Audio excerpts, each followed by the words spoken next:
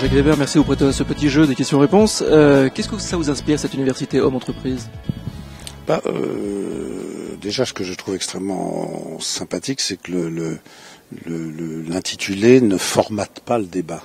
La preuve, c'est que je suis là et que mon discours, comme je l'ai dit, est très, très désordonné par rapport aux grands scientifiques que vous avez pu inviter, qui sont des gens éminents. Et moi, mon discours est plus le discours d'un homme de terrain. J'ai plus parlé du terrain, avec la connaissance que j'ai quand même de mon métier, et je trouve que c'est formidable parce que on est quand même là non pas dans une nécessité de résultat, ce qui est quand même extrêmement dangereux dans ce genre de congrès ou de débat. On est vraiment simplement dans la pensée active, quoi.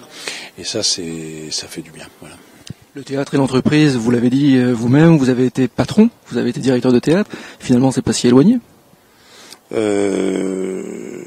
Oui, non, je sais, le théâtre, ça n'est ni plus ni moins que le reflet d'un monde. Donc à partir du moment où l'entreprise en est l'un des éléments majeurs, il y a forcément une proximité. Mais je pense quand même que le devoir d'un créateur de théâtre, ce serait même parfois de pervertir l'institution théâtrale dans son fonctionnement et dans son caractère administré. Toute dernière question et je vous libère. Vous avez dit tout à l'heure que le comédien était un professionnel du temps, un professionnel du désarroi face au temps. Est-ce que vous pourriez nous en dire quelques petits mots là-dessus ?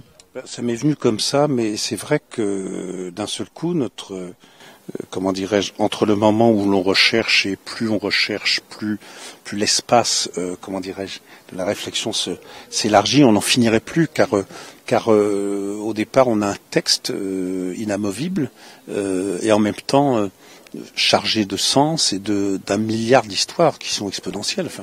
Et là on est donc dans une espèce de temps infini. Et ensuite notre boulot, donc on est vraiment désarçonné, désappointé. C'est ça qui est très beau dans la recherche du théâtre. Et puis à un moment donné, il va falloir concrétiser, c'est-à-dire rentrer dans la recherche appliquée.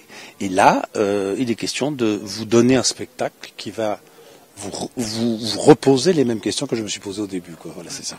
Et ce temps ordonné, c'est vrai que d'un seul coup, on est donc des types qui s'exerçons à être un peu moins paumés, quoi. Voilà. Ou que vous soyez aussi un peu moins paumés.